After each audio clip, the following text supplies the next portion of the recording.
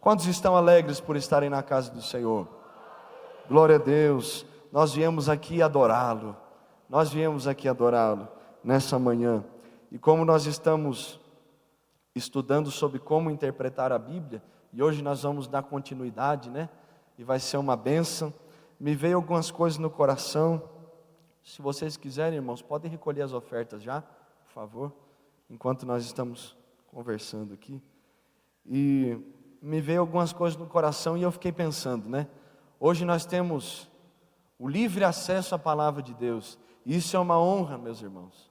Isso é um privilégio muito grande. Até o ano de 1500, mais ou menos, bem especificamente o ano de 1517, nós não tínhamos acesso à Bíblia. Ninguém tinha, só os padres, né, que tinham ali e alguns estudiosos. E no ano de 1517, dia 31 de outubro, Martim Lutero apregoou as 95 teses na porta da igreja de Wittenberg, na Alemanha, provando que a fé, a salvação, ela não vem por meio das indulgências. Você não compra a sua salvação, mas é pela fé em Cristo Jesus. E através daquilo, houve a reforma protestante, e hoje todos nós temos acesso a essa palavra.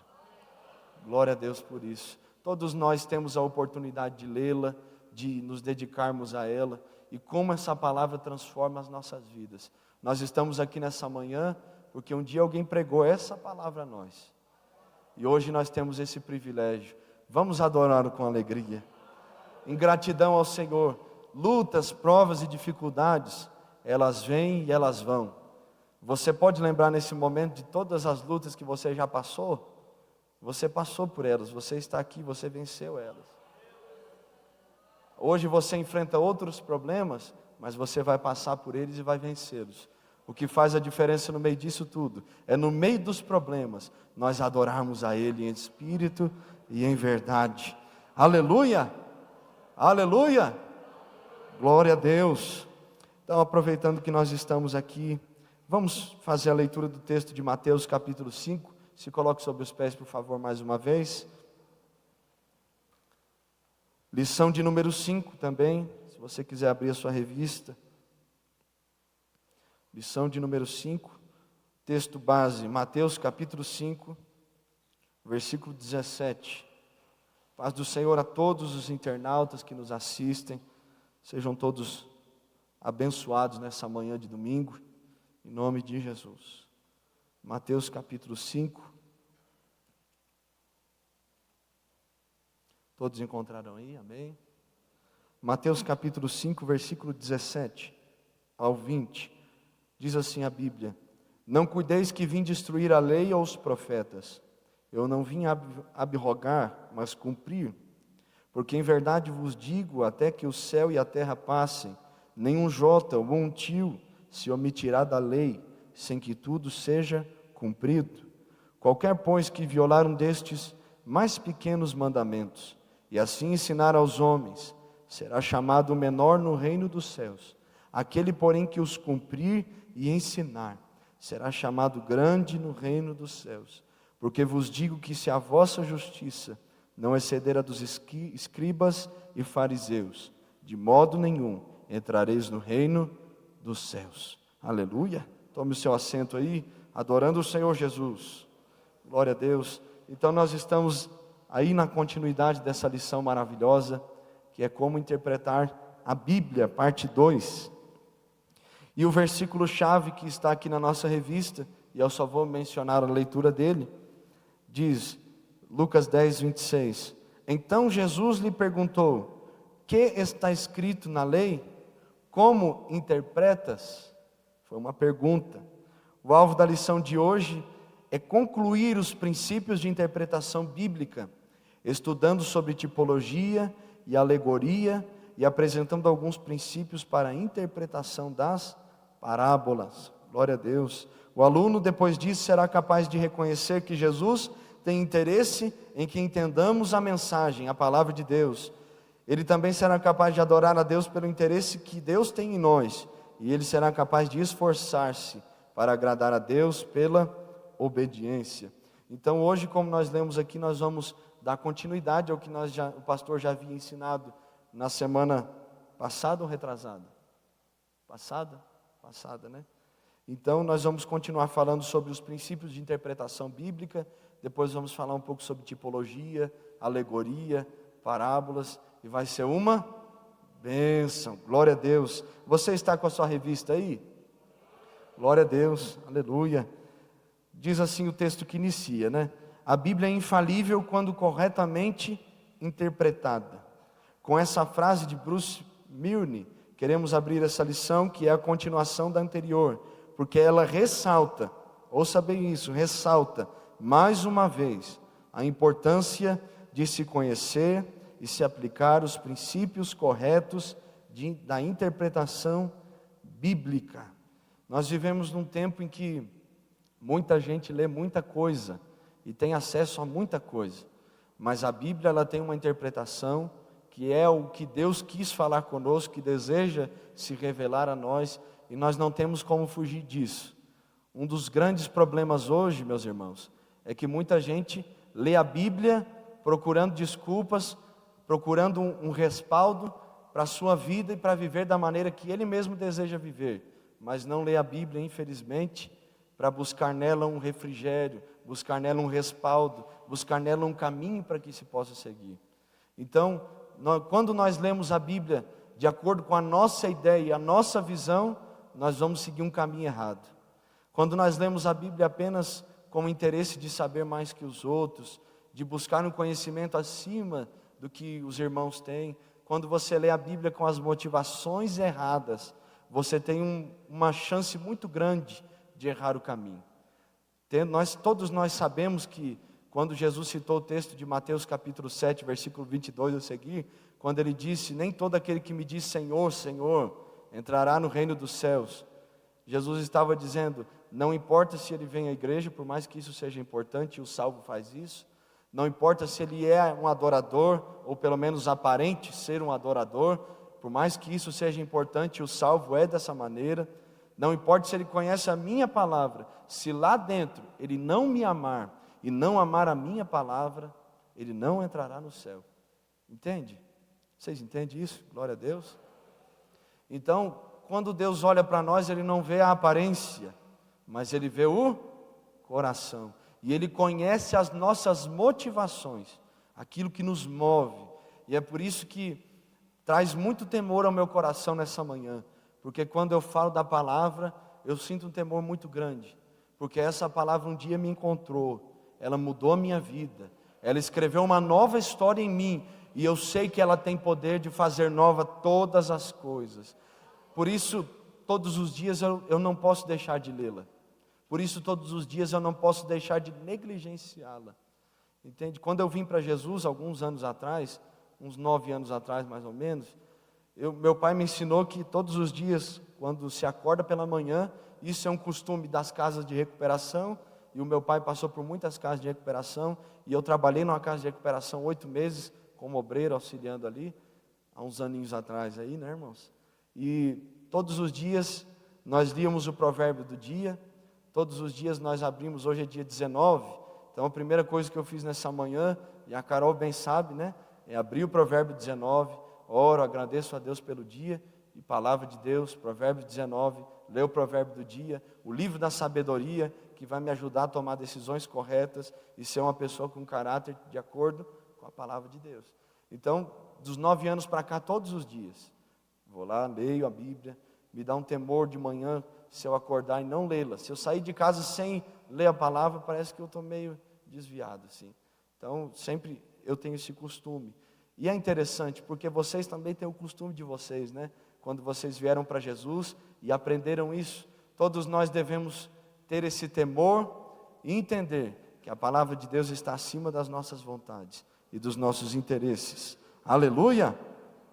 Então, na lição passada de número 4, o pastor mencionou aqui, explicou muito claramente sobre alguns princípios da interpretação bíblica, que o primeiro foi, trabalhe partindo do princípio de que a Bíblia tem toda a autoridade, e a Bíblia explica a Bíblia. O segundo princípio, dentro do propósito principal do texto, daquilo que Deus realmente queria falar com o povo e dentro do propósito do autor, sua personalidade, a forma como foi escrita, cultura, sociedade, o momento que a época estava vivendo, né? Tudo isso nós devemos observar para interpretarmos a Bíblia. Então nós nunca vamos interpretar a palavra de Deus corretamente se nós não termos em mente que ela é possuidora de toda a autoridade que existe. Deus, ele opera de muitas formas, Deus opera de muitas maneiras, mas ele não faz nada que está fora da sua palavra. Ele deixou essa palavra para nós, revelando o seu caráter, revelando a sua personalidade e a forma como ele age. É muito certo que nós não temos o direito de julgarmos aquilo que Deus faz ou não. Ele é absoluto, é soberano e faz aquilo que ele quer, mas nós sabemos que ele está fazendo porque ele faz tudo conforme a sua palavra. E nós devemos sempre entender que a Bíblia, ela se explica sozinha, ela mesmo se dá a interpretação, o porquê de estar falando aquilo. E é muito lindo quando você lê a carta do profeta Zacarias ali, né, o livro do profeta Zacarias, depois você lê Daniel, e você lê Apocalipse e percebe que muitas coisas que foram faladas se cumpriram e muitas vão se cumprir. Você percebe que muitas coisas que os profetas falaram e depois aconteceram de fato. É muito lindo quando você vê que Deus falou e Deus cumpriu. É muito maravilhoso quando você vê que Deus liberou palavras e Deus cumpriu cada palavra de uma forma muito minuciosa, muito detalhada. Ele cumpriu cada uma do que ele falou. E isso é uma maravilha, porque se ele cumpriu lá atrás, ele continua cumprindo, e eu sei que ele cumprirá até o fim. Aleluia!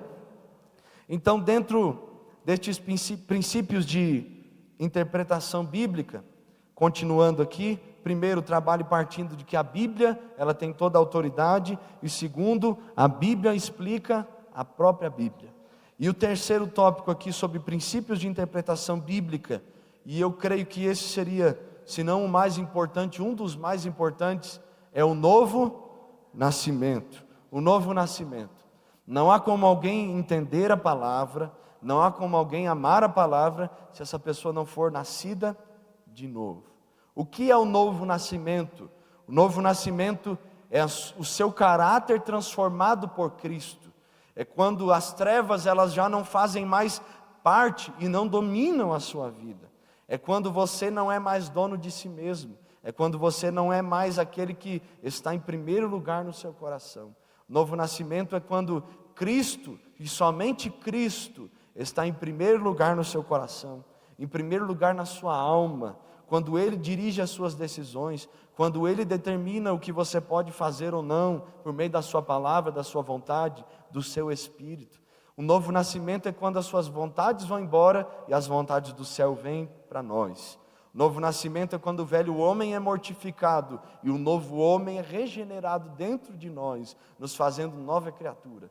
O novo nascimento é aquilo que a Bíblia diz de fato, que as coisas velhas se passaram e tudo se fez novo. Aquele que mentia, não mente mais. Aquele que roubava, não rouba mais. Aquele que adulterava, não adultera mais. Aquele que olhava para as mulheres, ou aquela que olhava para os homens nas ruas e o cobiçavam, não cobiça mais, mas ele tem o temor. Ele tem o temor da palavra, ele sabe que Deus está em todos os lugares, em todos os momentos e vê todas as coisas. Ele tem o temor. Novo nascimento é quando Deus nos transforma. Quando você tinha uma natureza muito irada, muito difícil, e Ele te transforma a tal ponto das pessoas olharem para você e não acreditarem que você se tornou uma pessoa dominada, calma, tranquila. Não simplesmente uma pessoa que se segura, mas uma pessoa que tem uma natureza transformada pelos céus. Aleluia! Glória a Deus por isso. E nós louvamos o Senhor porque nós conhecemos pessoas que realmente nasceram de novo. Nós conhecemos pessoas que realmente foram transformadas. Não só no nosso meio, mas neste mundo inteiro. Irmãos que viviam uma vida totalmente desviada, afastada de Deus. Mas um dia Cristo os encontrou, os lavou, os salvou. E hoje, por estarem sendo essa nova criatura por meio de Cristo, por causa da sua graça, eles entendem a palavra, amam ela e quando leem, a compreendem. Aleluia! Glória a Deus por isso. E é interessante, a respeito de interpretação bíblica, eu passei por algumas situações, algumas vezes, que pessoas muito mais velhas que eu, muito mais inteligentes que eu, pessoas formadas em faculdades, né? Teve um caso, uma vez que um médico veio perguntar sobre a Bíblia para mim, e eu falei, bem simples, isso, tirou algumas dúvidas, e ele ficava olhando para mim assim, isso pela misericórdia de Deus, porque nós somos só um grão de areia nas mãos dele, né, irmãos? Nós não sabemos nada se ele não nos ensinar e revelar para nós. E ele ficou me olhando, como é que você sabe disso, rapaz? Isso está na Bíblia. Então ele ficou olhando assim, porque ele lia e não entendia. Ele procurava um entendimento, mas não conseguia entender a Bíblia. Aí você pega João 3,16 e explica, porque Deus amou o mundo de tal maneira que entregou o seu Filho unigênito, para que todo aquele que nele acredita, que crê, não morra, mas tenha vida eterna. E aí eu já passei por essas situações. As pessoas muito mais na frente que eu, muito mais inteligentes, não entenderam uma coisa que nós ouvimos aqui, a maioria de nós entendemos. E isso é lindo. Por quê? Porque o novo nascimento não diz respeito ao dinheiro que você tem no seu bolso.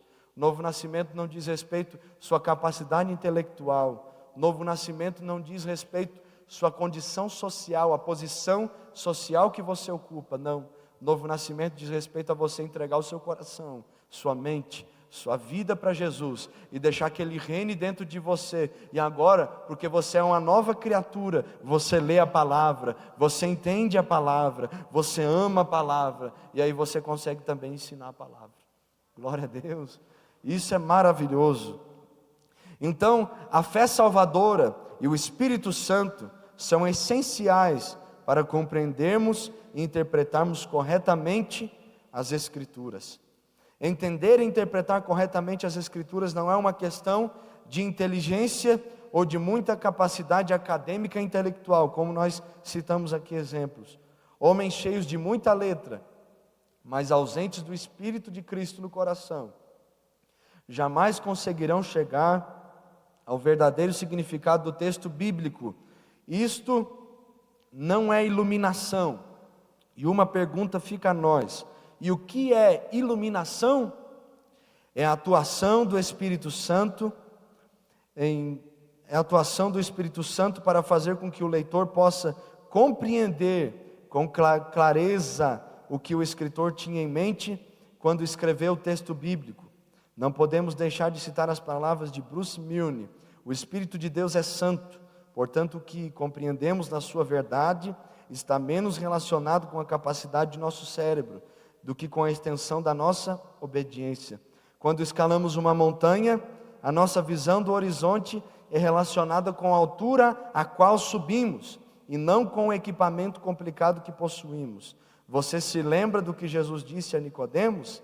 Tu és mestre em Israel e não compreendes estas coisas? Isso é lindo, porque nós vamos lendo a palavra, e na medida que o Espírito Santo tem liberdade de trabalhar em nós, Ele mesmo vai nos revelando a palavra, vai nos ensinando a respeito dela. E o que nos ajuda bastante também, no final da maioria das Bíblias, tem uma ferramenta que se chama concordância bíblica.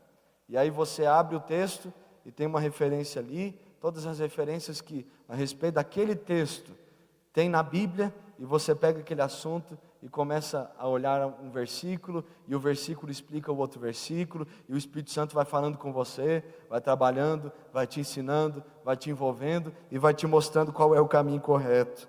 Aleluia! E eu achei muito interessante esse texto, esse exemplo que o irmão Bruce Milne deu para nós. Quando escalamos uma montanha, a nossa visão do horizonte é relacionada com a altura a qual subimos, e não com o equipamento complicado que possuímos. A grande dificuldade de hoje é que muitos de nós, a maioria de nós temos muita coisa que nós trazemos lá de trás, muitas ferramentas de interpretação, muitas ideias erradas, muitos conceitos, muitos achismos, muitos sofismas. E o que é um sofisma? É uma mentira baseada em verdades. Então quem olha diz, é verdade, mas não é. Só tem um argumento verdadeiro, mas a sua raiz é uma mentira. Então muitos de nós temos muito disso, e nós vamos subindo na caminhada da fé, e nós olhamos para Cristo, e o que faz nós enxergarmos Ele cada vez melhor, não é o que nós trazemos lá de trás, tudo isso, nossos conceitos, nossas ideias, não, mas é cada vez mais de nos aproximarmos dEle, e saber que Ele é galardoador daqueles que o buscam. Glória a Deus. Então é isso que faz a diferença. Às vezes a gente se preocupa em saber demais, mas não busca tanto o Senhor, e esse é um problema da nossa geração, irmãos. Nós lemos muito, estudamos muito, mas não temos comunhão com aquele que é o dono da palavra. E quando nós temos comunhão com aquele que é o dono da palavra, Ele nos dá palavras de vida eterna. E essas palavras de vida eterna é que farão a diferença quando nós louvarmos, quando nós aconselharmos, quando nós ministrarmos a palavra. Conceitos e ideias são bons e maravilhosos, mas devem ser aplicados de acordo com necessidades. Mas quando o Espírito Santo dá uma palavra para você, muda tudo. Um exemplo muito bom disso é quando você está aconselhando alguém e você ouve, conversa e vai, e nada funciona. Aí o Espírito Santo te dá uma palavra e você só diz aquela palavra. E o que aconteceu tal dia, tal hora, tal momento, e a pessoa se quebranta, reconhece. É isso que faz a diferença. Às vezes você sabe todas as ferramentas, tudo bonitinho, conhece o padrão, conhece todo o caminho para onde vai, mas não tem o Espírito Santo. E é o Espírito Santo que quebranta, que constrange, que convence-nos da justiça, do pecado e do juízo. Então nós precisamos da iluminação do Espírito Santo em nossa mente, em nosso coração. E antes de nós entendermos a palavra, nós devemos sempre ter em mente que nós precisamos nascer de novo. Precisamos cada dia mais nos convencer de que precisamos de Cristo e nos conscientizarmos de que sem Ele nós não somos nada. Está dando para entender mais ou menos, gente? Glória a Deus, vocês estão acordados aí? Diz um amém. Glória a Deus, glória a Deus. Então, trabalhe partindo do princípio que a Bíblia interpreta a Bíblia. Trabalhe do princípio de que a Bíblia assim mesmo se explica. E nós devemos entender que um dos principais princípios de interpretação bíblica é o novo nascimento. Se não for novo nascido, vai confundir muita coisa, vai enrolar muita coisa, e é por isso que hoje nós temos seitas e heresias aí, que se você pegar a origem dela, os conceitos dela, você vê muitas distorções e vê que a vida das pessoas estava muito erradas, e por isso que às vezes elas não conseguiram, porque não tiveram aquele encontro, aquela transformação por meio de Cristo. E o quarto princípio, está aí na sua revista: interprete a experiência pessoal à luz da Bíblia, e não a Bíblia à luz da experiência pessoal. O pastor citou aqui sobre o ser empírico, na lição passada, que o ser empírico não é maior que a palavra. O eu, a minha experiência, as experiências que eu tive com Deus, elas nunca serão maiores que a palavra. Elas nunca vão contradizer a palavra. Se você receber uma profecia, algo que Deus aparentemente falou com você, mas essa profecia não está de acordo com a Bíblia, essa profecia não é de Deus. Deus não se confunde, Deus não erra, tudo que Ele faz é por meio da sua palavra. Nossas experiências, encontros sobrenaturais que tivemos, tudo tem uma explicação por meio da Bíblia, tudo tem um respaldo bíblico. As nossas experiências, aquilo que nós experimentamos, aquilo que nós vivemos, elas nunca serão maiores que a palavra. Hoje, infelizmente aqui, eu não vou citar o nome por ética, mas tem alguns escritores que eles colocam as experiências deles nos livros e colocam essas experiências acima da Bíblia, como se aquilo fosse uma doutrina, e é um erro muito grande, porque alguns deles dão até a entender um certo contexto espírita nas experiências que eles têm, como é o caso de alguns livros que alguns irmãos já leram e tiram dúvidas, né? Não sei se pode falar, pastor, o nome. No caso de Rebecca Brown e alguns outros escritores. Então, sempre que você for ler alguns livros assim, observe, leia sempre duvidando, porque é uma experiência pessoal, aquilo não é uma doutrina. Doutrina é a palavra. O que muda a minha vida é a palavra, é ela que liberta. Experiências, testemunhos são maravilhosos, são bons, são maravilhosos, irmãos, nos edificam demais, mas a palavra de Deus é que pode nos fazer novas criaturas. Aleluia. E tem a última frase nesse ponto 4 que diz assim: a Bíblia é a luz maior e a experiência pessoal é a luz menor. Eu já passei por algumas situações que a pessoa foi orar no monte, né, e chegou e disse assim: Deus falou comigo a respeito de você e não sei o que. Eu ouvi com respeito, só que muita coisa não tinha nada a ver com o que a Bíblia diz, e eu fiquei pensando: esse trem está errado, o negócio não está bom não vou receber não. Se for de Deus, amém, mas se não for também, Deus abençoe, fica para lá e eu fico para cá. O que importa é a palavra de Deus, é ela que me salva, e nós sabemos que no último dia nós seremos julgados pela palavra, e é isso que vai fazer a diferença. Então, tenha experiências e busque experiências com Deus, mas entenda que essa experiência, ela nunca é maior que a palavra. Aleluia. Dê um glória a Deus aí, só para acordar os irmãos que estão cochilando. Aleluia. Glória a Deus. Ponto 5. Os exemplos bíblicos só têm autoridade quando aparados por um mandamento. Isso quer dizer tão somente que ao ler a Bíblia, você não deve seguir o exemplo de cada pessoa que encontra. Não precisa comprar uma passagem de avião e ir ao Egito confrontar os líderes como fez Moisés. Não precisa negar Jesus como fez o apóstolo Pedro. Você não está obrigado a seguir qualquer exemplo ou história da Bíblia se não tiver o apoio de um mandamento. Entende? Faça a diferença entre um exemplo e um mandamento. É muito simples. Por exemplo, você vai pegar a história de Sansão. Ele foi um herói da fé, citado em Hebreus capítulo 11, na galeria dos heróis da fé. Mas você vai seguir o exemplo dele de vida? Complicado, porque ele cometeu inúmeros erros.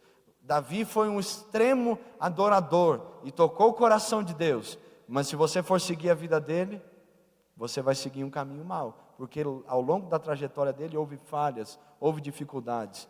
Então, nós devemos entender que o exemplo bíblico, ele não está acima do que a palavra também diz. O que é isso? A Bíblia diz que nós não devemos adulterar, e nós olhamos para a vida de Davi e sabemos que ele adulterou com Batseba, e aí nós vamos dizer porque Davi adulterou também posso? Não, nós sabemos que a Bíblia condena o adultério. Os mandamentos, os 10 mandamentos, um deles dizem: não adulterarás. O apóstolo Paulo, quando traz a doutrinação da igreja, ele fala sobre fornicação, prostituição, adultério, lascívia, sodomismo, e há uma relação de pecados com esse sentido sexual.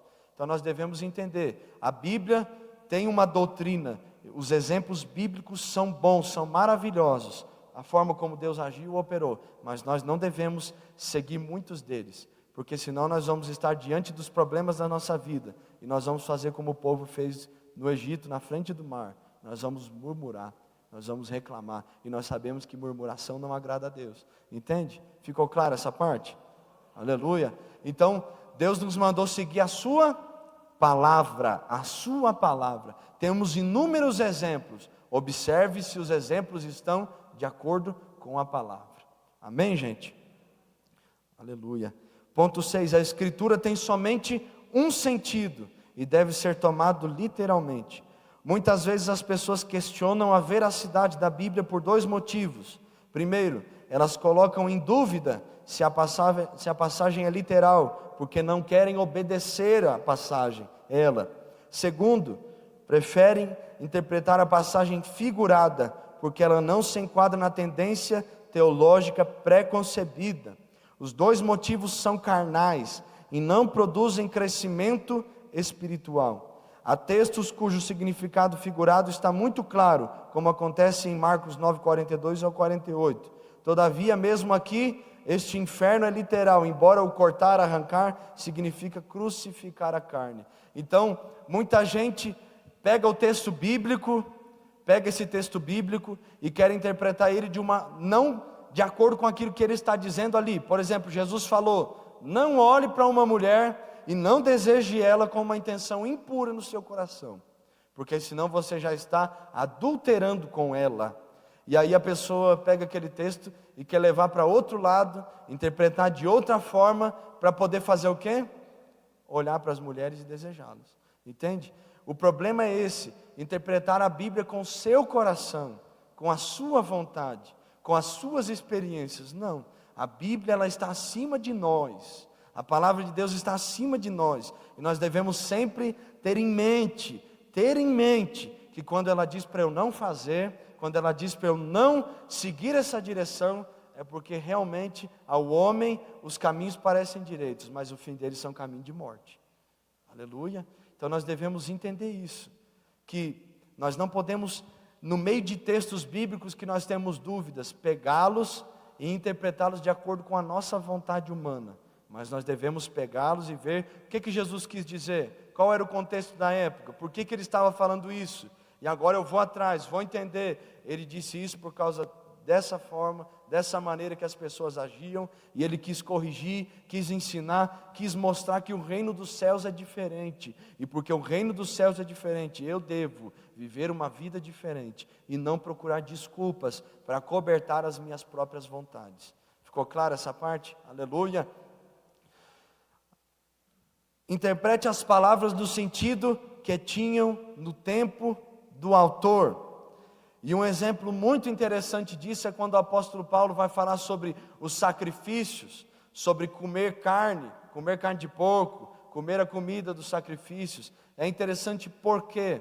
Porque ali você observa que não é só um mandamento para aquela igreja, não comais, não é só isso, mas tem todo um contexto, todo um pano de fundo por trás. Por que ele estava falando aquilo? Por quê? Porque vinham as prostitutas cultuais, elas iam adorar no meio do povo de Deus, e ali havia uma certa ligação entre as pessoas que estavam no mundo e os irmãos em Cristo, conviviam, festas, sacrifícios, festa da cidade, então eles vinham e todos comiam de uma mesma comida, que era oferecida aos ídolos. Então nós entendemos que quando o apóstolo Paulo estava se referindo daquela forma, no texto, ele estava escrevendo para a igreja que estava em Corinto, então ele estava familiarizado com a cultura, com a sociedade, com o tempo. Então sempre que nós vamos interpretar a Bíblia, nós devemos olhar para isso, nós devemos atentar para este tempo, atentar para o pano de fundo, atentar para a história, amém, gente? Olhar para o que realmente o escritor estava dizendo, o que realmente ele estava querendo dizer quando ele escreveu aquilo. Não faça, use o véu, faça isso, entende? Haja diferença entre vocês, haja distinção entre luz e trevas, haja distinção entre verdade e mentira. Não faça isso, porque ele estava interpretando aquilo, escrevendo e direcionando a igreja de acordo com o momento em que ela estava vivendo. Olha o que diz o texto aqui: você não conseguirá fazer isso sem a ajuda de um dicionário bíblico, porque vai te ajudar na interpretação de palavras e ensinar alguns costumes, enciclopédia teológica ou comentário. Por quê? Porque traz um comentário da época, explicando qual era o cenário que foi escrito aquele texto daquela forma. Muitas vezes a palavra usada no contexto bíblico tem um sentido diferente do que é usado hoje, e é por isso que quando nós pegamos aquela Bíblia, nova tradução da linguagem de hoje, NVI, você percebe que é muito diferente, né? Então você percebe que tem muita coisa que a linguagem que era usada lá atrás, alguns dizem que a tradução mais fiel que nós temos é a corrigida Almeida Corrigida Fiel, de 1995. Então você pega a corrigida Almeida Fiel, de 1995, e pega a nova tradução da linguagem de hoje, você vai ver que tem muita diferença lá. Por quê? Porque se usava palavras naquela época e hoje se usa outras. Muitas vezes a palavra usada no texto bíblico tem um sentido diferente do que é usado hoje. Além disso, existe o contexto do texto, isto é, uma mesma palavra pode ter um significado diferente quando usada em outra circunstância. Por exemplo, a palavra fé, em Romanos 14, 23, o seu significado original significa consciência tranquila. Consciência tranquila.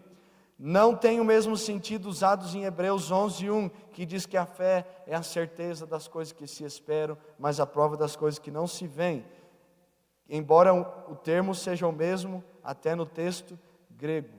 Então, o que o escritor estava dizendo, porque o autor é só um, nosso Senhor Jesus, por meio do seu Espírito, o que o escritor estava dizendo naquele texto, naquele contexto, tem toda uma interpretação, e nós não podemos simplesmente pegar uma palavra e jogar ela, e agora o que estava dizendo aqui? Não. Aqui fala Romanos 14, 23 e Hebreus 11, 1, é a mesma palavra, mas o sentido da palavra estava aplicado de uma outra forma. Quando ele escreveu Romanos 14, 23, estava falando sobre uma consciência tranquila, e Hebreus 11 estava falando sobre a fé, sobre crer, entende? Quando eu creio, eu tenho uma consciência tranquila. Aí pega a palavra no original, certeza, upostasis, sentar-se debaixo, descansar em Deus. Então tem tudo um significado aí, um contexto, e nós devemos sempre observar isso, entender isso, e buscar realmente entender aquilo que o escritor estava dizendo daquela forma, e não nos levar simplesmente por aquilo que nós ouvimos, amém? Muita gente não lê a Bíblia, ela escuta as mensagens no culto, escuta mensagens na internet, ela não lê a Bíblia. A vida dela, biblicamente falando, é fundamentada por aquilo que ela ouve das outras pessoas, e isso também é um erro muito grande, que nós devemos evitar. Por quê?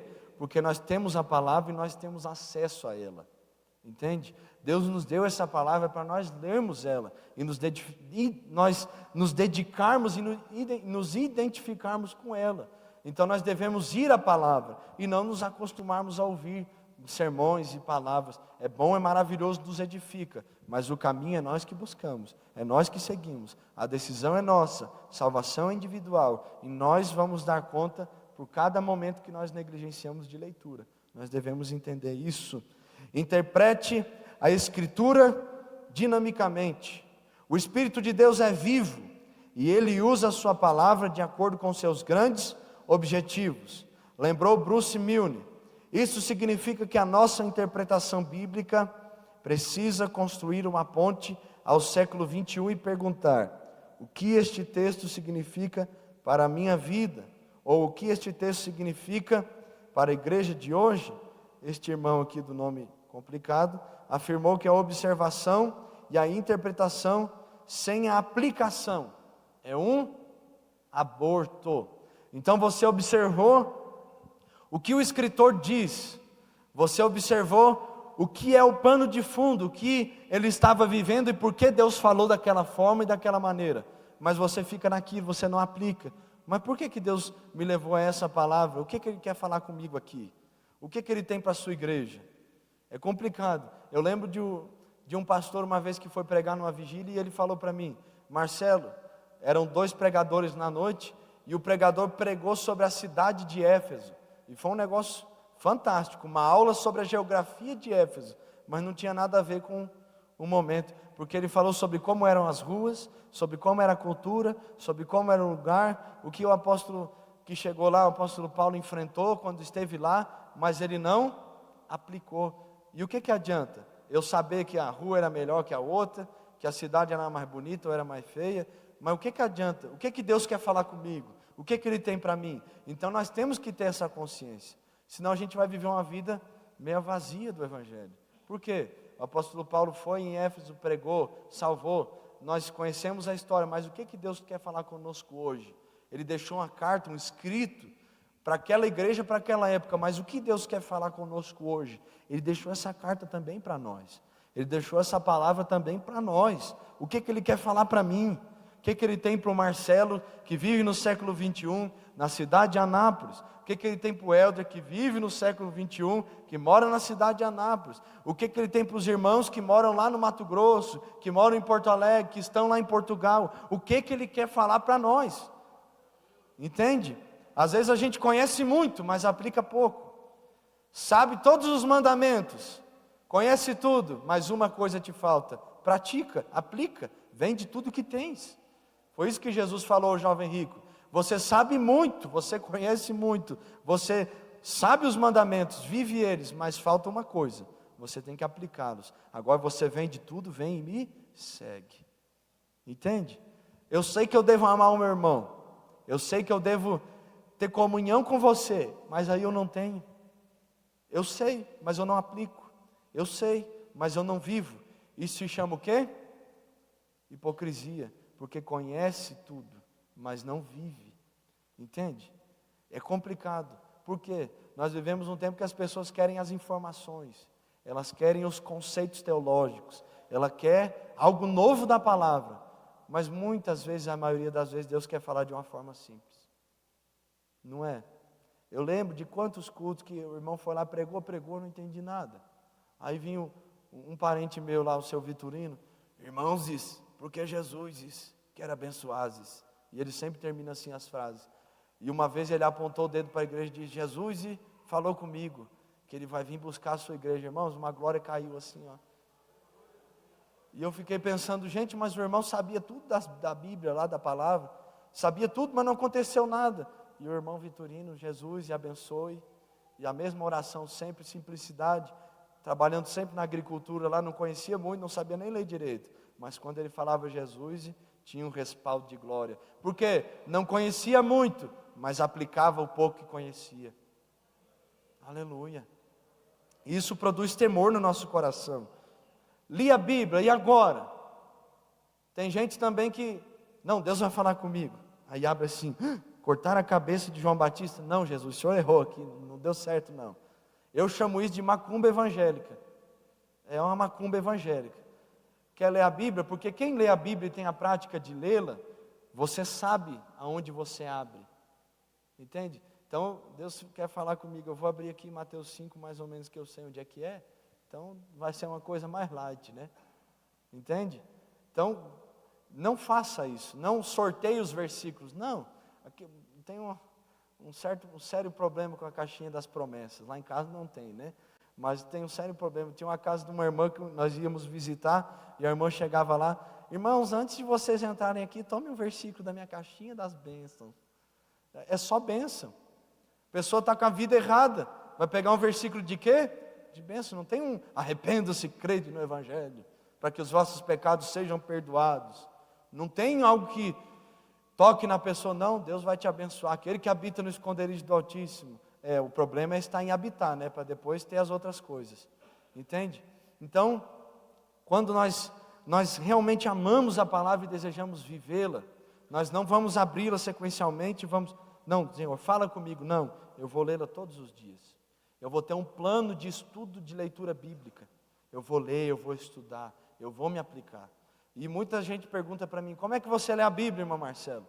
A primeira vez que eu li a Bíblia, eu li ela, o Novo Testamento, que tinham me instruído assim, e depois o Antigo.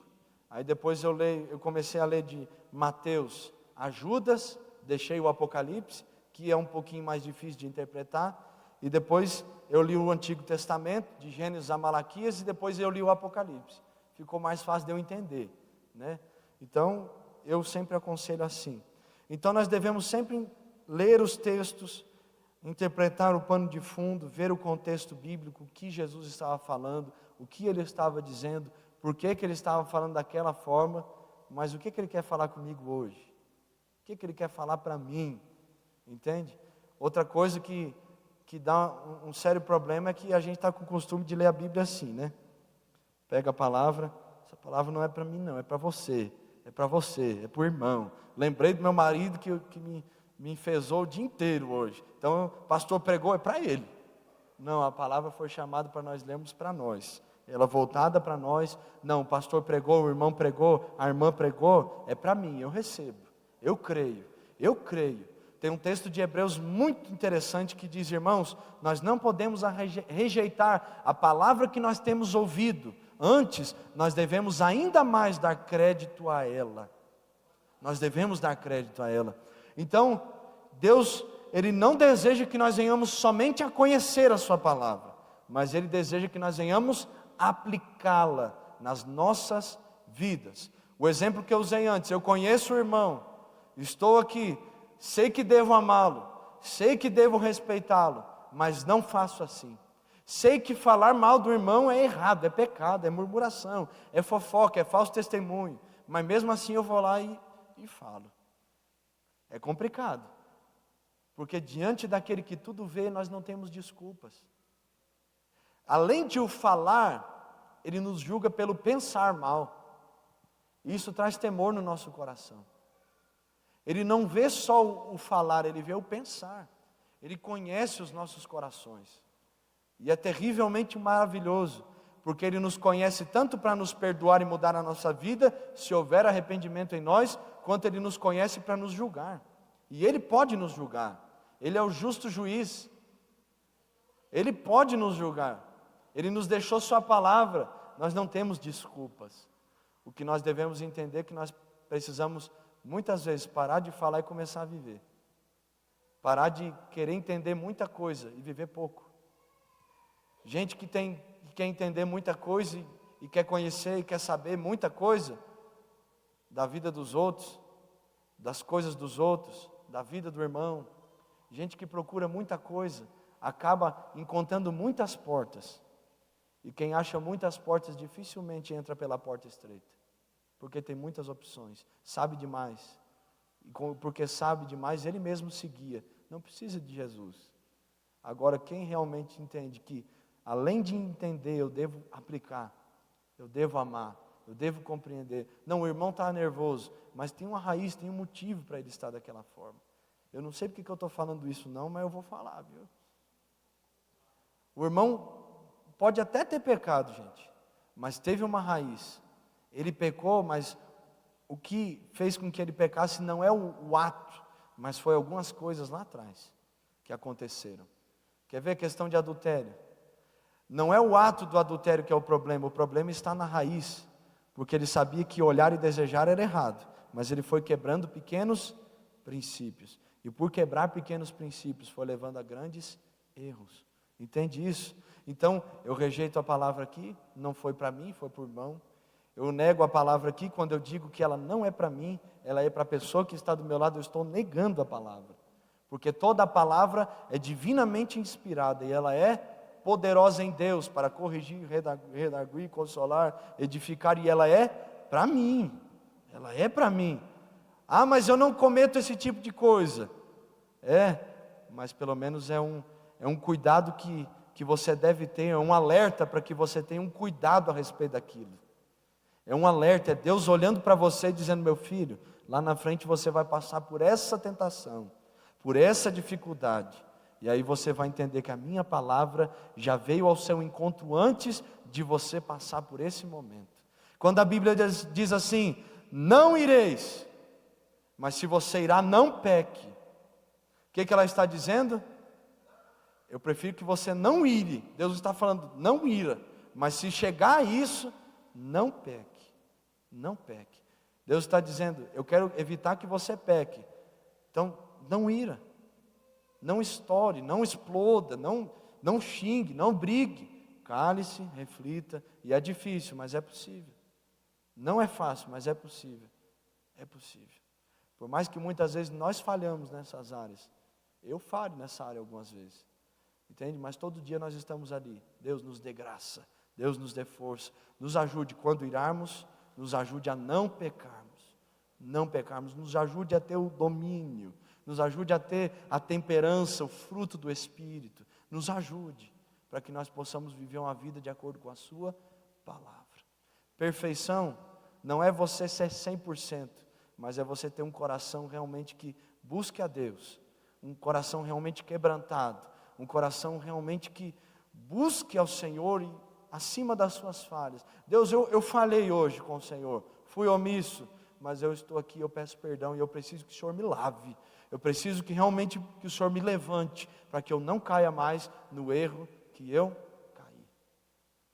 Nós devemos ter essa consciência. Conheço, sei interpretar, tenho todas as ferramentas, sei tudo, e agora? Aplique.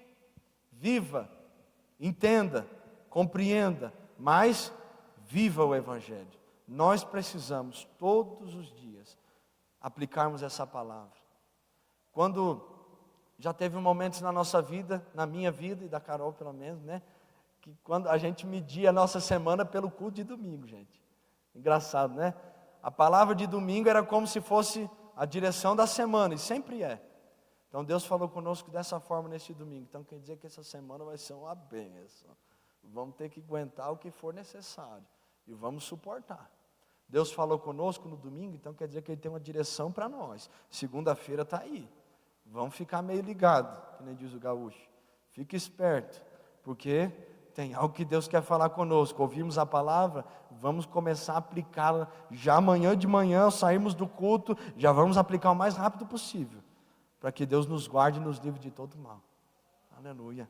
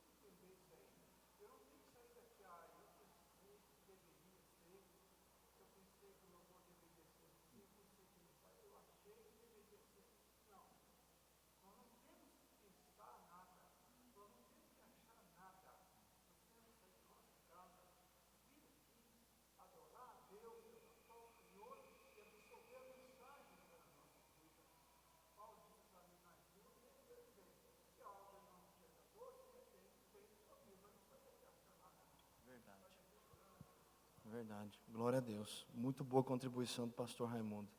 Nós não devemos achar, né? O problema do achismo é esse. Você julga de acordo com aquilo que você viveu, pensa. Você julga, mas o problema está, Deus falou porque conhece o coração. Conhece lá dentro. E aí nós não conhecemos. Aí é a diferença. Deus falou porque tem um motivo. Deus falou porque é uma direção que Ele está dando. Deus falou porque eu devo obedecer, eu não devo achar não, devo questionar não. Se Deus falou, eu vou seguir e eu tenho que ir até o fim, em nome de Jesus. Tem um texto na Bíblia que eu gosto muito, 1 Coríntios capítulo 1, o apóstolo Paulo, ele fala algo, está na Bíblia, depois você lê lá, qualquer coisa. Diz assim: eu não fui ter com vocês com palavras de sabedoria humana, mas sim em demonstrações do Espírito e do poder de Deus, entende? Então ele estava dizendo que eu não fui só ter com vocês, ensinar vocês, pregar a vocês só com o conceito humano, não é só isso. Eu fui falar com vocês e estive diante de vocês ensinando a palavra dirigida pelo Espírito Santo, inspirada pelo poder de Deus, pela direção de Deus. E essas palavras não só foram palavras de homens, mas elas fizeram obras sobrenaturais, operaram milagres e trouxeram em si o respaldo da palavra, aleluia.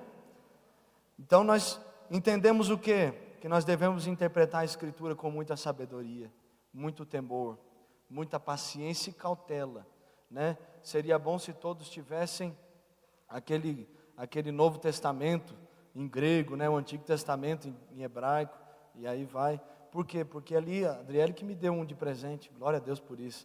Ali você pega a frase no original e você vê o original da palavra, o sentido correto, e aí você percebe o que realmente estava querendo dizer e o que realmente se explica. Por que nós temos muitas traduções diferentes? Por quê? Porque se você pegar uma palavra, por exemplo, o Novo Testamento, que foi escrito no grego, o grego helenista, né, o grego mais comum, a linguagem mais comum do dia a dia dos irmãos que viviam naquela época, você percebe que na tradução para o português, tem uma derivação de palavras muito grandes, de 7 a 8 palavras, sendo que é uma palavra só, mas o significado são 8, 9. E aí, dependendo quem organizou a tradução bíblica, vai ver o que cabe ou não, entende? Analisando o contexto. Então não é que a Bíblia ela não foi adulterada, não, mas ela tem um sentido e às vezes pode sair um pouquinho. Então sempre procure uma tradução correta. Eu quando leio algumas traduções parece que eu não estou lendo a Bíblia, eu estou lendo um livro secular. Então eu gosto da Almeida Fiel, aleluia. aquela mais antiga lá, que me faz entender, por mais que às vezes é difícil, me faz entender. Aleluia! Então seria bom se todos nós tivéssemos isso. Então nós vamos entrar aqui na segunda parte dessa lição, que vai entrar sobre a questão de formas de interpretação bíblica. Algumas coisas que tem na Bíblia, que nós devemos entender, que nós devemos compreender, para nós podermos realmente interpretar melhor a palavra do Senhor. E a primeira delas é tipologia. Tipologia. Olha a definição de tipologia e a sua etimologia da palavra. A tipologia é uma técnica mediante a qual pessoas, eventos, instituições ou objetos de qualquer espécie passam a simbolizar ou ilustrar a pessoa de Jesus Cristo, ou então aspectos da fé, da doutrina, das práticas, das instituições cristãs.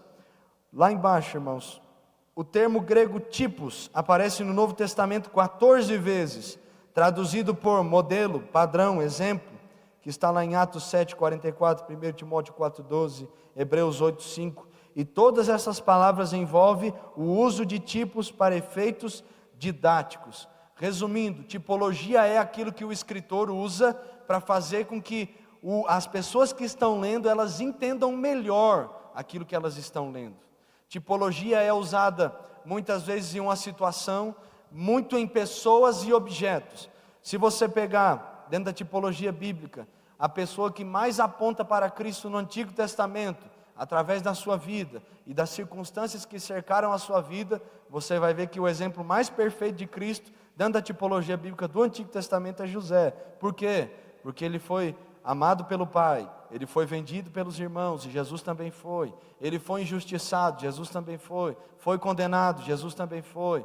Ele foi preso, Jesus também foi. E aí entra, ele foi honrado, Jesus também foi honrado. Ele não matou, ele não se vingou dos seus irmãos, Jesus também não se vingou dos seus irmãos. Ele amou os irmãos, Jesus também amou os irmãos. Por mais que foi injustiçado ambos, eles amaram, entendeu? Deus os exaltou, Jesus também foi exaltado. Começou aos 30 anos, Jesus, José, 30 anos, e aí vai, entende? Ele não condenou seus irmãos e os desprezou, mas ele acolheu os irmãos, ele deu morada para os irmãos, ele amou os irmãos e recebeu os irmãos, e Jesus também fez isso com nós. Ele não nos jogou fora, ele não nos condenou, por mais que nós éramos os culpados. Ele nos disse que prepararia um lugar para nós e nos levaria para este lugar, entende? Isso é uma questão de tipologia, entende?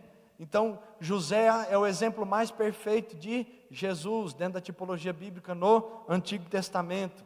Se você pegar, o pastor, ele citou esse exemplo, a questão do livro de Levíticos, que muita gente não entende, porque é uma questão que Deus deu, mas tudo ali tem um significado, a cortina, as colunas, o templo, a disposição dos utensílios dentro do templo. Se você observar dentro da figura do templo, do lugar santo, do átrio, lugar santíssimo, você vai perceber o quê?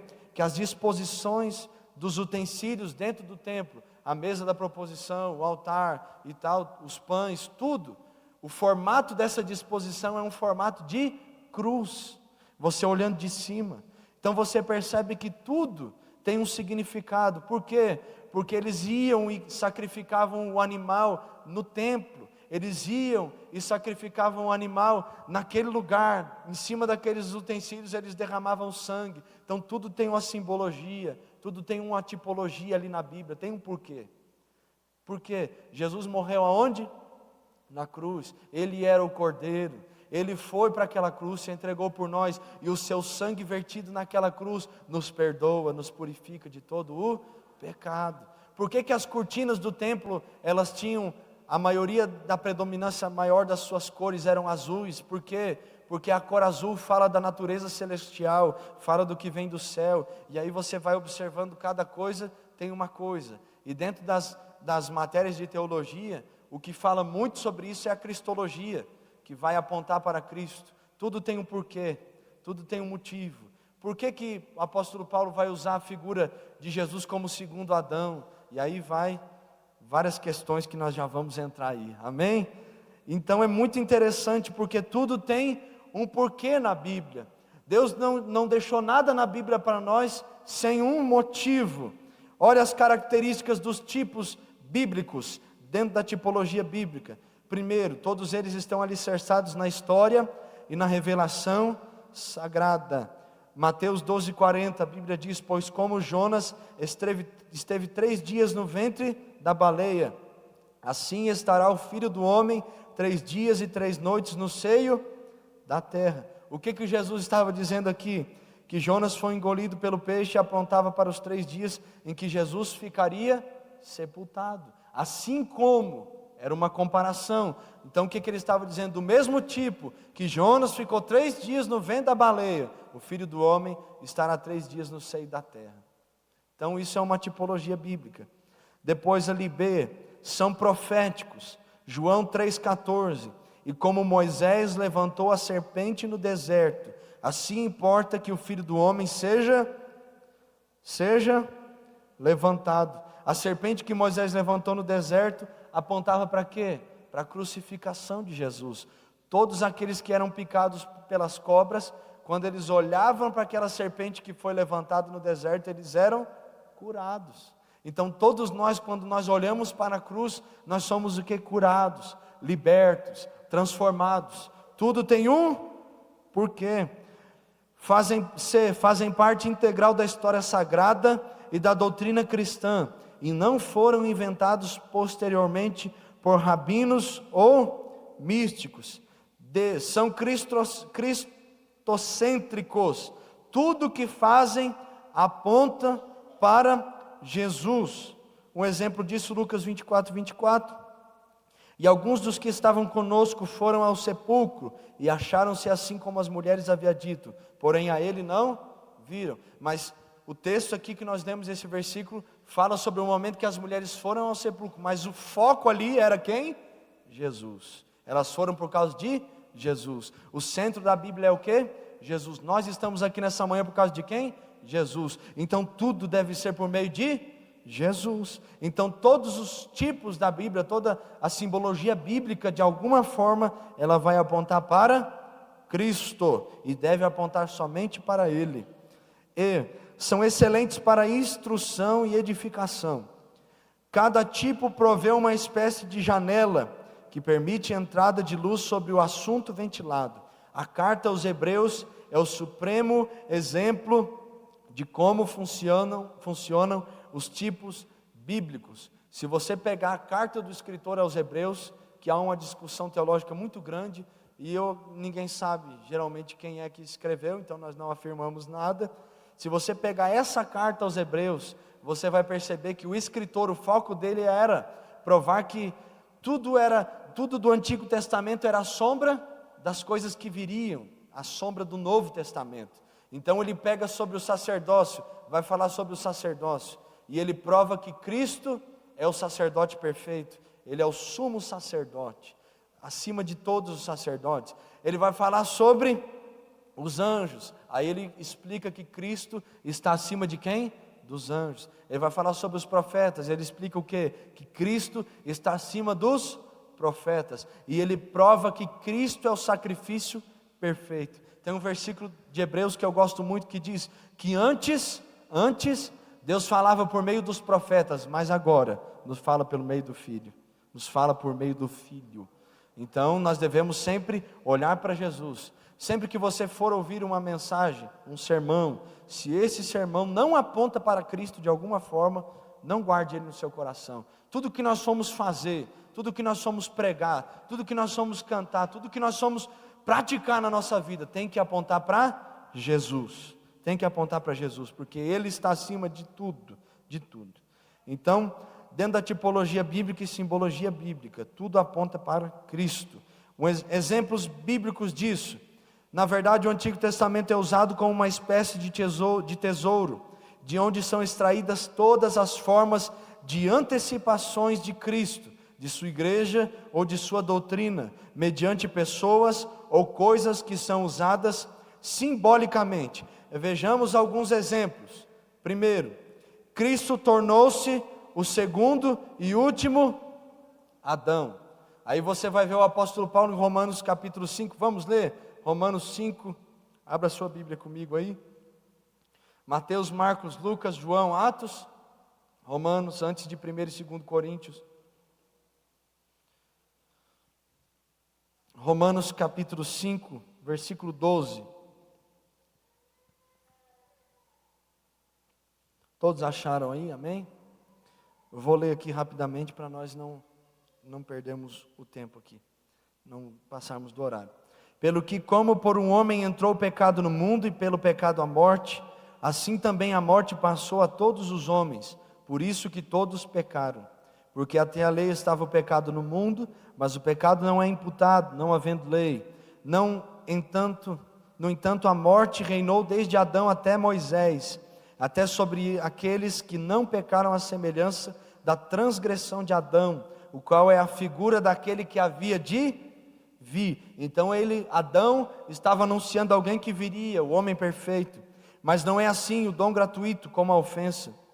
Porque se pela ofensa de um morreram muitos, muito mais a graça de Deus e o dom pela graça, que é de um só homem, Jesus Cristo, abundou de muitos. E não foi assim o dom como a ofensa, por um só que pecou, porque também o juízo veio de uma só ofensa, na verdade para condenação, mas o dom gratuito veio de muitas ofensas para justificação. Porque se pela ofensa de um só, a morte reinou por este, muito mais os que recebem a abundância da graça, do dom da justiça, reinarão em vida por um só, Jesus Cristo. Então você percebe o quê? Que aqui Paulo está fazendo uma tipologia bíblica. Ele está pegando Adão como uma figura daquele que haveria de vir, Adão apontando para Cristo. Aí você começa a perceber, né? Quando Adão pecou aonde? No jardim. Ele era aquele que foi chamado para cuidar do jardim. Então ele era o quê? O jardineiro. Quando Jesus ressuscitou, o Evangelho de João vai falar o quê? Que olharam para Jesus e a Bíblia diz o quê? Que acharam que ele fosse o jardineiro. Você percebe isso? Confundiram Jesus com o jardineiro. Aí você pega o quê? Quem falhou na questão do pecado primeiro foi a mulher, depois o homem. E aí você percebe quem foi os primeiros que encontraram Jesus? Foram as mulheres. Depois que ele ressuscitou, nós lemos aqui Lucas 24, que o relato como foi dito pelas mulheres. Então as mulheres encontraram Jesus primeiro. Então a condenação veio por meio de uma mulher, mas a redenção também veio por meio das mulheres. A notícia se espalhou. Entende? Tudo tem um porquê. Por meio de Adão veio o pecado, mas por meio de Jesus veio a redenção. Adão caiu, mas Jesus nos levantou. Adão nos trouxe condenação, mas Jesus nos trouxe justificação e salvação. Então aqui, segundo, a primeira Páscoa ilustrava Cristo. A primeira Páscoa era a ilustração de que Cristo seria a nossa Páscoa. Por ele haveria de vir o perdão sobre nós. Então o Cordeiro Pascal antecipava o Cordeiro de Deus. Israel no deserto tipificava certos aspectos da vida cristã. Você pega o momento em que o povo de Israel viveu e teve ali na sua peregrinação no deserto, você vai ver de uma forma ou de outra, tudo aponta para Jesus, tudo aponta para Jesus. O tabernáculo foi figura do ministério de Cristo, desde a encarnação, passando pelo sacrifício, indo ao estado de glorificação nas alturas. Então você vai ver que o tabernáculo ali, tudo tem um porquê. Depois você estuda isso mais profundamente. Então você vai ver que o tabernáculo vai apontar para a encarnação de Jesus, o seu sacrifício e a redenção. Então depois profundamente você pega ali e vai ser uma bênção. Segundo exemplo aqui de figura de linguagem de interpretação. Alegoria. Alegoria vem do grego alegorel, falar simbolicamente. É a narrativa em que pessoas representam ideias ou princípios. As narrativas bíblicas são histórias verídicas e não alegorias. Temos, no entanto, uma aplicação alegórica, feita pelo apóstolo Paulo em Gálatas 4, do 21 ao 31. Portanto, em Gálatas 4, 24, encontra-se a única referência em que a palavra alegoria aparece em toda a Bíblia. o que seria esse exemplo que o apóstolo Paulo usou? Seria quando ele estava falando sobre a lei e a graça. E aí ele usa a alegoria de Agar e Sara. Então ele pega isso e faz como um exemplo.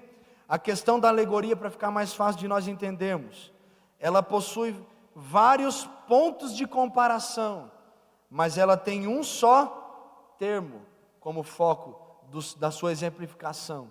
Entende? Ficou claro isso? Ela é um exemplo, ela tem várias comparações, mas ela tem um só assunto central, ela tem um só foco. Por que eu estou falando isso? Porque depois nós vamos ver sobre parábolas, que de uma certa forma vai trazer também essa linha, só que tem as suas diferenças. Então, quando o apóstolo Paulo vai usar esse exemplo de Agar e Sara, ele estava falando sobre duas ideias, dois princípios, dois fatos.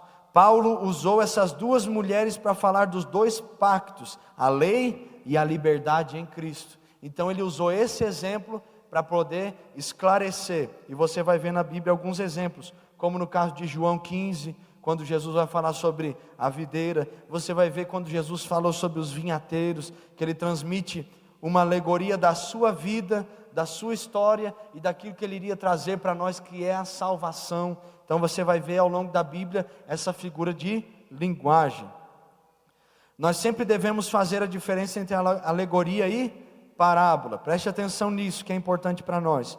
A alegoria é uma figura de linguagem, ou seja, um recurso especial de que se vale quem fala ou escreve, para comunicar a expressão com mais força, mais colorida, mais intensa, e trazer a sua beleza à interpretação e à exemplificação. A parábola é um gênero literário, isto é, o que falamos, a maneira como falamos, a forma que damos ao nosso texto.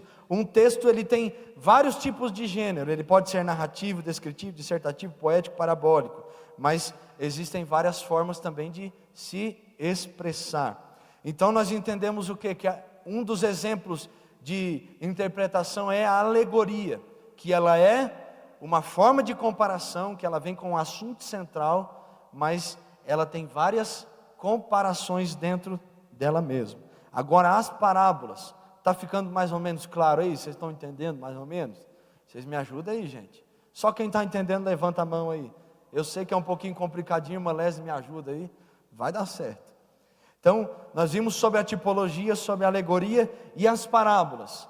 Parábolas são histórias contadas, usando exemplos do dia a dia comum, mas que revelam verdades eternas.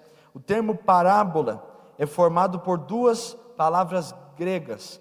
Para, que significa ao lado de, e balo, que significa jogar e colocar, cujo significado literal é colocar lado a lado com, manter ao lado de, comparar. Então a parábola, ela vai trazer exatamente isso, é uma comparação, é algo que a pessoa que conta uma parábola, no caso aqui que nós estamos mais familiarizados, Jesus contando uma parábola, usando uma história comum do dia a dia, fazendo as suas comparações, uma história diária, do dia a dia das pessoas que eram os seus ouvintes, que estavam ouvindo a ele, mas ele estava fazendo aquilo, contando aquela história para revelar uma verdade eterna. Ele estava usando uma história comum para trazer um sentido eterno, para que aquelas pessoas entendessem aquilo que ele estava querendo dizer, porque Jesus, ele é o maior ensinador da história, o nosso maior mestre. E é interessante porque a Bíblia diz, Jesus disse, ninguém chameis de mestre, há um só mestre e Senhor, entende? Ele é o nosso mestre, ele sabe nos ensinar.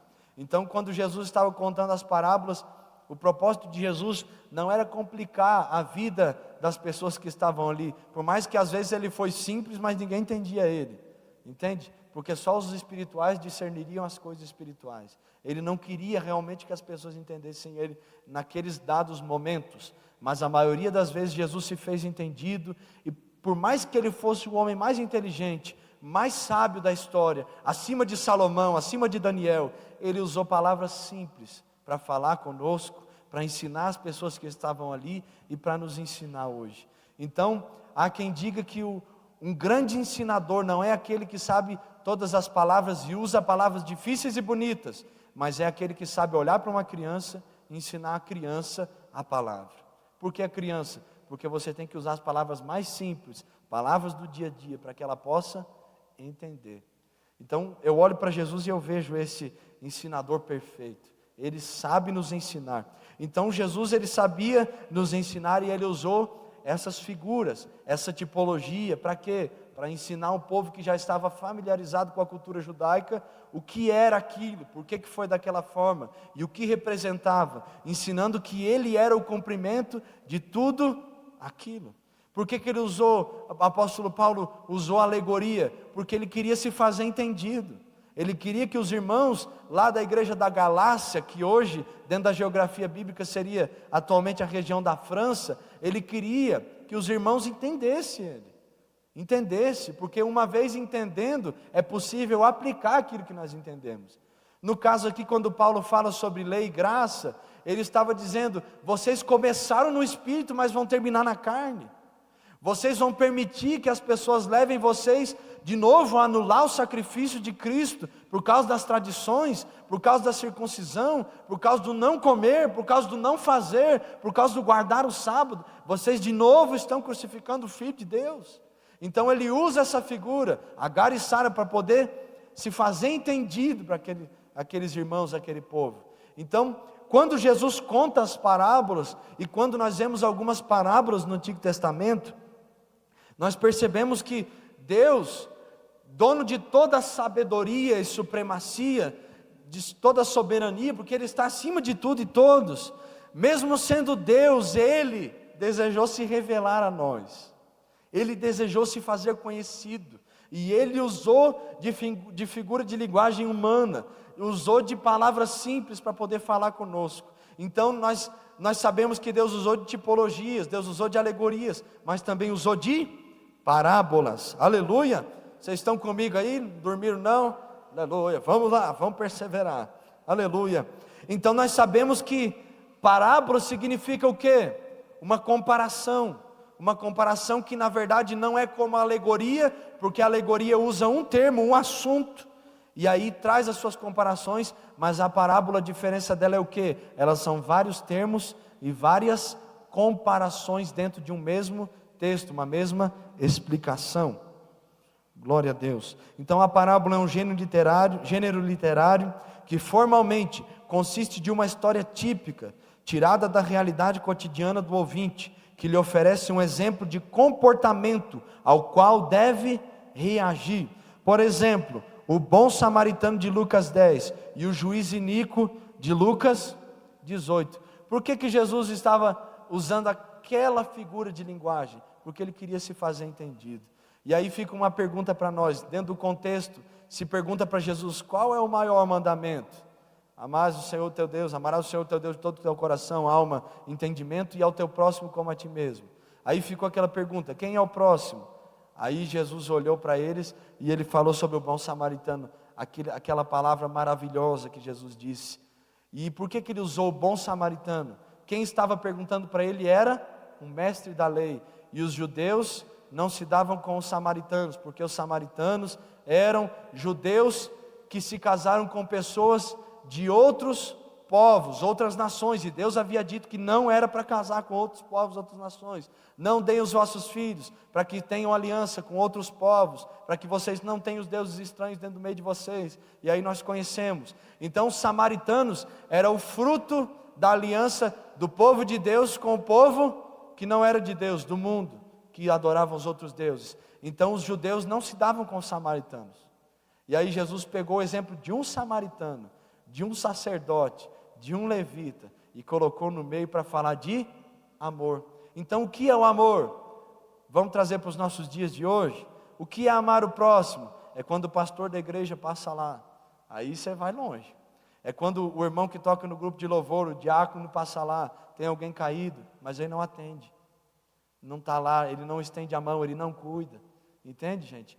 Aí, o que seria o bom samaritano? O irmão que nós julgamos que é o pecador, que é o miserável da igreja, que não tem nada, que nunca vai chegar a lugar nenhum.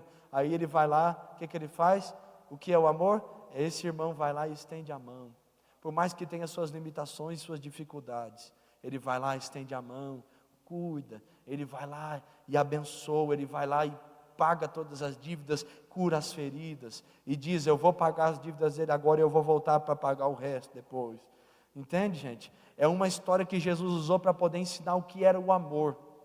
Que o amor não está ligado a uma religiosidade, não está ligado a uma ideia, mas está ligado em uma ação. Eu decido amar porque amo a Deus e Ele me ama, e porque Ele me amou, eu amo também.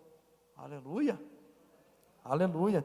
Então a gente percebe que Jesus se fez entendido usando essas histórias simples, e que a gente não precisa complicar tudo, a gente pode ser simples, né, gente? A gente pode ser mais simples. Então, as parábolas de Jesus, ali nós estamos no tópico 4, né? Definição, letra B. As parábolas de Jesus são uma forma concreta e dramática da linguagem teológica que forma o ouvinte a reagir. Elas revelam a natureza do reino de Deus, e indicam como um filho do reino deve agir e no que deve crer. Segundo Kenneth Bale, ele define no seu livro Edições de Vida Nova. Então, quando Jesus ele vai falar sobre as parábolas, ele traz para o lado pessoal, ele traz para o lado prático da vida cristã, porque naquela época nós sabemos que quem ensinava lá era quem? O sacerdote, o escriba. Então eles explicavam a lei da forma deles, colocavam, como Jesus disse, mais peso, mais carga, coisas que nem eles conseguiam cumprir, eles colocavam sobre as pessoas. E quando Jesus veio, Jesus foi totalmente o oposto. Ele fez com que a mensagem do Evangelho fosse entendida, e Ele tirou a carga pesada dos ombros, e colocou o fardo dele que é leve. Aleluia, isso é lindo demais. Ponto 2, como interpretar as parábolas? Pense na questão ali do auditório em que Jesus estava falando, aos escribas e fariseus, às multidões ou aos discípulos. Analise isso. Toda vez que você for ler uma palavra, você vai ver no contexto a quem Jesus estava falando. E aí você vai entender o porquê que ele estava falando, porquê que ele falou daquela maneira, porquê que ele se expressou. Quando eu imagino essas coisas, eu imagino lá, né? Olhando para Jesus, olhando nos olhos dele, eu imagino o público que estava à minha volta. Quando a Bíblia diz que é muita gente, eu imagino muita gente. Quando a Bíblia diz que eram só os discípulos, eu imagino a forma como Jesus se expressou quando havia somente os 12, e eu tento imaginar o público, né? O nosso Jesus reagindo mediante afrontas, a perguntas capciosas que aconteceram muitas vezes dentro dos relatos bíblicos, muito especificamente a respeito de tradições do sábado, porque os judeus prezam muito pelo sábado, e Jesus, quando ele veio, ele diz, eu sou maior que o sábado. Aí pronto, né? Aí causou um conflito, e aí Jesus, como ele reagiu. Então, quando nós lemos uma parábola, por exemplo, do filho pródigo, da ovelha perdida, da dracma perdida, a quem Jesus estava falando? A quem ele estava se referindo? Por que ele falou daquela maneira? Qual era o ponto principal daquela parábola? E aí você começa a ver e a entender por que ele falou daquela forma. A respeito dessa parábola do filho pródigo, tem um livro muito bom mesmo, que ajuda muito a entender essa parábola e o real sentido dela, que é o livro do Timothy Keller, que é o Deus Pródigo. Leia esse livro, irmãos. Leia esse livro, é muito bom mesmo. Então, essas parábolas, quando Jesus contou elas, Ele queria que nós vivêssemos isso. Ele trouxe para o nosso dia a dia, trouxe aquilo que era difícil. Então, todas as vezes que nós queremos interpretá-las, nós devemos observar o quê? O contexto, por que Ele estava falando. Examine também cuidadosamente o contexto, o que vem antes e depois dessa parábola, está relacionado a ela ou não? Por quê? Porque às vezes no relato bíblico, você lendo tudo de uma vez só, pode ter confusão. Então observe bem, pontos, vírgulas, quando muda um determinado assunto.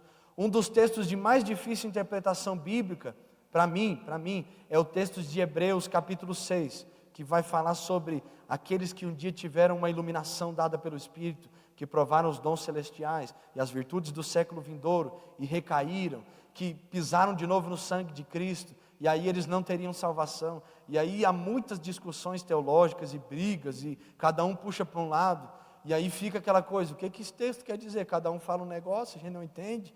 Então você pega o contexto, capítulo 5, e vai lendo capítulo 5, 6 e 7, e aí é onde você vai conseguir entender melhor aquilo que o escritor estava querendo dizer. Então, sempre que nós temos um texto que nós não conseguimos entender, que é alguma coisa difícil para nós, por que Jesus estava falando sobre vinhateiro, sobre videira, sobre os ramos? Por que Jesus estava falando daquilo? Eu não entendi. Observe o contexto, o público, e observe o que vem antes e depois. Porque às vezes você lê uma coisa que não tem nada a ver, entendendo que é naquela situação, naquele contexto, não tem nada a ver. Não tem nada a ver. Então observe bem, pontue, como eu já disse aqui, preste bem atenção nos pontos e vírgulas. Pontos e vírgulas. Tem gente que quando vai ler a Bíblia, não para em nada, né? Não para em ponto, não para em vírgula, não vê os acentos, mas se tem um acento, se tem um ponto, se tem uma vírgula, é porque tem um porquê, é porque está encerrando o assunto, começando o outro, é porque está dando continuidade, mas mudou o sentido, entende? É porque está justificando o porquê se aplicou daquela forma. Então nós não podemos ler de qualquer jeito, temos que ler com atenção, com foco. Mas me dá sono na hora de ler, irmão Marcelo. Mas também você trabalha o dia inteiro, e aí deixa para ler a Bíblia meia-noite, você acorda às 4 da manhã para trabalhar, e lê a Bíblia meia-noite, vai dar sono, irmão.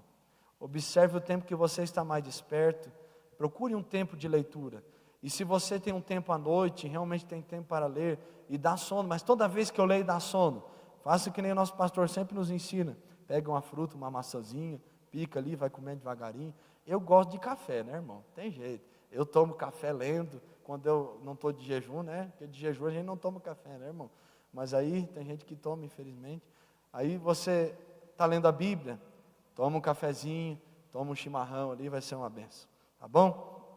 Então, interpretando parábolas, nós devemos observar o público que Jesus estava se referindo, devemos observar o contexto do texto, e também devemos observar o fundo histórico e cultural da época de Jesus. Sem isso nós não temos como entendermos aquilo que Jesus realmente estava querendo dizer.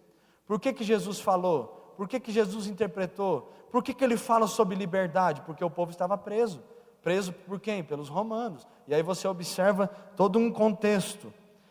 Sem isso você não entenderá parábolas como as de Lucas 9, 57 e 62. O livro As Parábolas de Lucas, já citado, é um excelente comentário que considera o fundo cultural das parábolas do Evangelho de Lucas.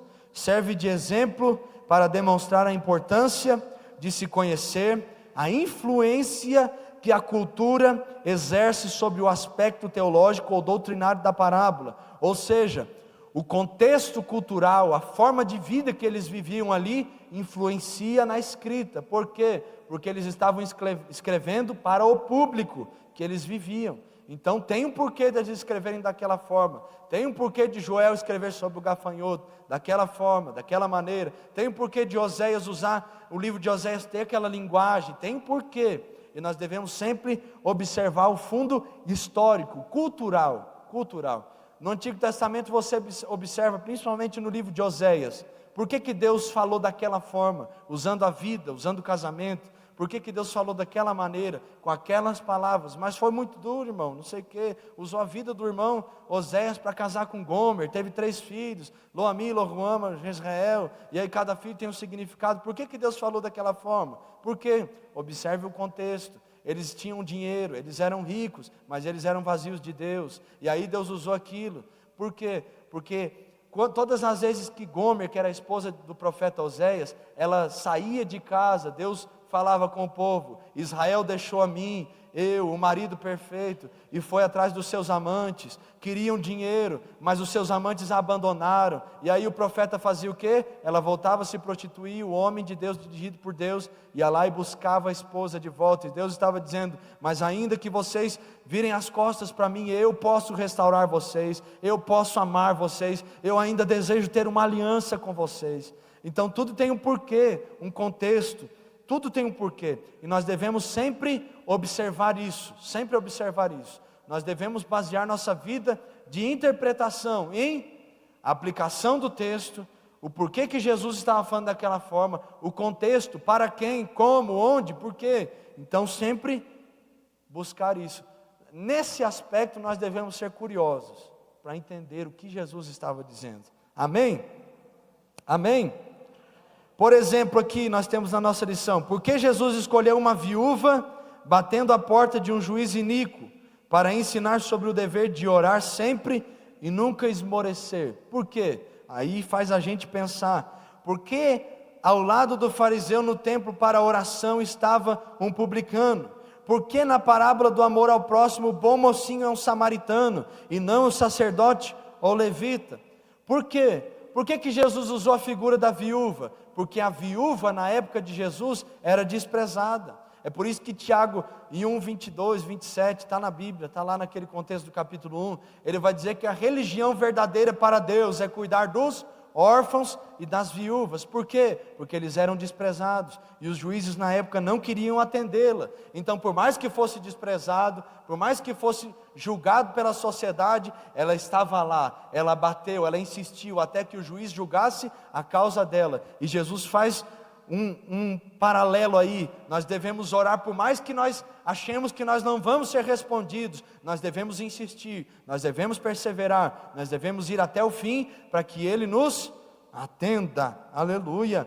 Por que no lado dentro do templo, do lado do fariseu tinha um publicano? Porque os fariseus não gostavam dos publicanos, e eles estavam dentro do templo. E Jesus, quando nos vai ensinar a orar, Ele usa a figura de duas pessoas que não se gostam, duas pessoas, e aí Ele ensina aquele fariseu como era a oração verdadeira, que era com sinceridade, com amor, com arrependimento, com constrangimento no seu coração. Então, por que na parábola do amor ao próximo o bom mocinho é o samaritano e não o sacerdote ou o levita? Como nós já falamos aqui. Por quê? Porque eles não se davam, e Jesus queria ensinar o que era amor. Olha o que diz aqui: determine qual a única decisão ou reação o auditório original foi levado a tomar quando ela originalmente foi contada, quando Jesus explicou o significado. Qual foi a reação? Observe isso. Procure o ponto central da parábola. Todas elas têm o foco, o assunto, o porquê. Preste atenção ao prólogo e ao epílogo, ou seja, como a parábola começa e como ela termina. Tem um porquê, especialmente ali na parábola do filho pródigo.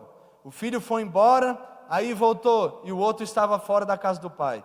É um mistério. Então observe, se atente qual é o ponto central, e depois você vai perceber que quando Jesus realmente quis se referir ao filho pródigo, Ele estava se referindo aos dois filhos que estavam perdidos. Não só ao que estava fora, nem só ao que estava dentro, mas os dois. As duas formas de sairmos da presença de Deus, que é de irmos para o mundo e de estarmos dentro da sua casa, o servirmos, mas não termos o nosso coração voltado para Ele. Então Ele se referiu aos fariseus e aos pecadores. Então observe bem esse contexto. Interprete todos os termos ou palavras da parábola.